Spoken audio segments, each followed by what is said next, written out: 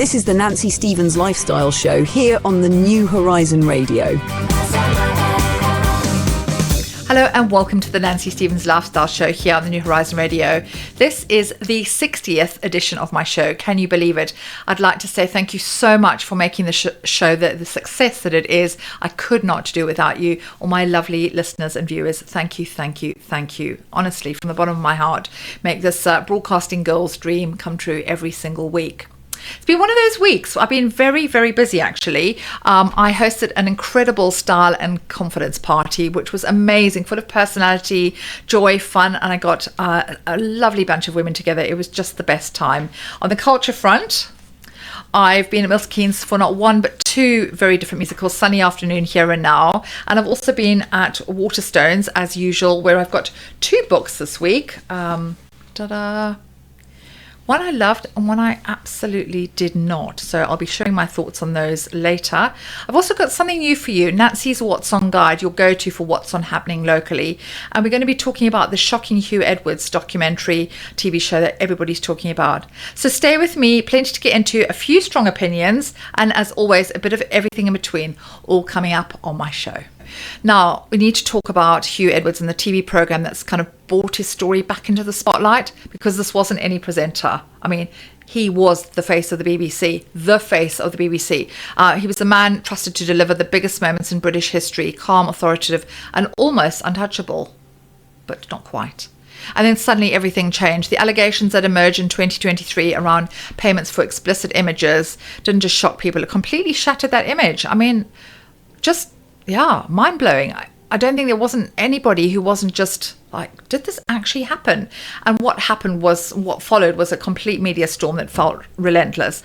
And now sort of seeing it laid out on TV, it hits differently, less rumor, more reality. And actually it's way, way more uncomfortable because it raises some very difficult questions, not just about him, but about power, privilege, and how these situations are handled when it's someone so very high profile. And let's be honest, there's still a feeling that we don't have all the answers. So what really, really happened behind the scenes? I don't think we'll ever know. Who knew what and when? Again, a lot of unanswered questions. And what does accountability look like in a case like this? And as for what's next, well, as I say, this remains very, very unclear. But one thing's for certain, this is a story that's left a lasting mark, not on a career, but on trust itself. It's very complicated, it's very uncomfortable, and far from over. And for the third week running, I'm talking about Martin Clunes as an actor. I mean, his portrayal of Huw Edwards was so accurate, so uncannily accurate. It was almost chilling. And he had sort of the kind of cocked eyebrow that must have pinned his ears back. He adopted the Welsh accent just perfectly. He had the right amount of gravitas. Again, just proving what a brilliant character actor Martin Clunes is. So 3 weeks in a row, I've talked about Martin Clunes, and it's just complete coincidence. Wuthering Heights, Mother's Pride, and now the Huw Edwards downfall. And what an incredible actor. And I don't feel like he gets enough plaudits. I really, really don't. But yeah, definitely an uncomfortable watch, but one to watch. But now for something less heavy and a little bit more relaxing, and that's books. And this week I'll be working with Waterstones, where I've been reviewing two books actually, and that was never my intention, but it's given me the perfect excuse to compare and contrast very different reactions to both these books, I have to say. Right, first up is Butter by Asako Yuzuki. Now this book has had a lot of buzz. I was talking to Flora Reese, my guest last week, about the fact that she really enjoyed it, but she's listened to the audio, and I think maybe it's one of those things that I need to listen to the audio, but I just couldn't get into it. I tried really, really hard. It just didn't pull me in. I found myself really struggling to connect with the characters. I think maybe it got lost in translation. I really, really do. There were too many characters with names beginning with R, which confused me, and it doesn't take very much, to be fair. I know it's set in Japan, but I wasn't really keen on the description of Manako, who's the prisoner around whom the book is centered, being described as she was heavy, over 70 kgs, which is a mere 11 stone. And when the average UK woman weighs around 12 stone, I just felt that was a really weird thing to say. But I guess in Japanese culture, that is considered big. And I know when I went to Japan, I did feel like sort of Gulliver in Lilliputland. I mean, I just felt absolutely enormous. All the clothes were absolutely minuscule. They're like for dolls. So, but that they did labour that point, and I felt that was sort of quite unnecessary, actually. But I really did try to persevere with this book. But life is simply too short, and I think a couple of chapters in, I gave it up. However, this lovely book, Boy from the Sea by Garrett Carr, I absolutely loved. It's beautifully written, really atmospheric, and one of those books you just kind of want to stay in. It completely drew me in and stay with me afterwards, which for me is a sign of a great read. And it's just beautifully written. I mean, this is the premise, actually. In 1973, on the west coast of Ireland, a baby is found abandoned on the beach. Who is he? Where is he from? What changes will he bring? Ambrose, pardon me, a local fisherman, is far more interested in who he will become, and with a curious community looking on, takes the baby home to his family. But for Declan, the baby's new brother, this arrival is surely bad news. Rivalries can be decades in the making, and families are easy to break. It is really interesting how this baby does come in and just change the dynamic and the sibling rivalry that is present anyway with siblings. I've seen it with my own boys when they were young, just fighting, and the pecking order changes when a new addition comes along. But this was very different because this boy was adopted, so that was really difficult for the son who was already there, actually. But a really beautiful read, really heartwarming, actually. So yes, one miss and one big hit this week. And now from books to the stage, I've been lucky enough to see 2 musicals at Milton Keynes Theatre, and as I said, they could not have been more different. First up, Sunny Afternoon. As a dedicated follower of fashion, yes, I went there. It absolutely got me again. This is the story of the Kinks, the iconic British rock band who sort of led the scene in London in the 1960s with brothers Dave and Ray Davies. And honestly, you forget how many hits they had. I saw the show before lockdown, and it was one of those shows that I had no idea what to expect, but it just blew me away. And once again, it surprised me at how many hits the Kinks had. Lola, Waterloo, Sunset, Days, You Really Got Me. Song after song that you kind of know instantly, even if you didn't realise they were Kinks tracks. But what makes the show so special that all the actors are actor musicians, and that basically means they play all the instruments. They do all the acting, singing, dancing, and, as I say, playing the instruments. And that is no mean feat. I mean, these performers are more than a triple threat. They really are. I mean, as I say, they do all 4, and it is an extraordinary thing to witness on stage, to see it feels like you're in a band. It feels so authentic, and I absolutely loved it again. I mean, they're just playing live.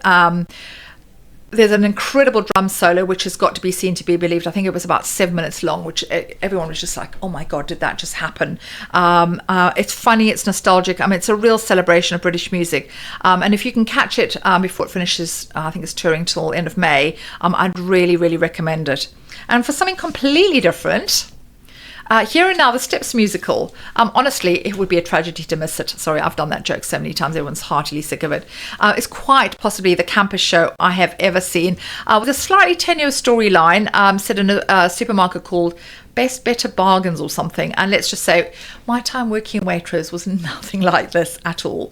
But it's set to the music of Steps, 5, 6, 7, 8, Last Thing on My Mind, Chain Reaction. And it really is pure fun from start to finish. Now, I'm not...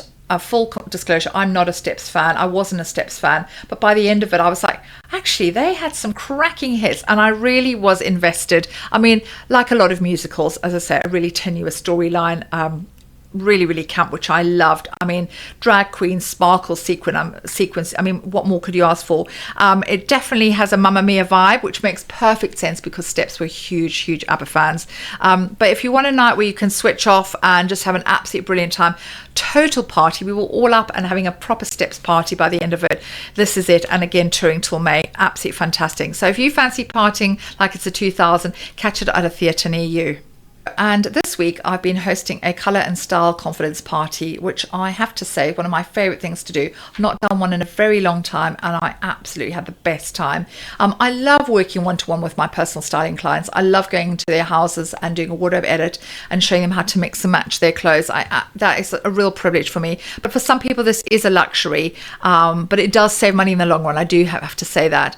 But style parties are something a little bit different and an awful lot of fun. It's a chance for friends to get together and have a bit of a taster session. So we look at, we do a little bit of color analysis, not as in depth as you would if you were having a one-to-one, but still enough to give you a guide as to whether you're warm or cool. What body shape are you? So body shape evaluation. And I ask my ladies to bring along an item of clothing that they wear often or not. And let's just see what we can do with those as well. So a little bit of style advice, but it's also about friends getting together and just, I think that sort of camaraderie that girls have when they get together, a few glasses of wine, some nibbles, and it's really, really good fun, and also they're learning in the process. So I absolutely loved it. I know the girls loved it too. I had such positive feedback. Words like confidence restored, transformation, and thought-provoking were sort of fed back to me, and this is why I do what I do. So if you fancy a group booking, you can find me on Nancy Personal Stylist on Instagram. Drop me a DM, and I've got a special offer on at the moment, £50 per person, but it is the best fun you'll have with your friends.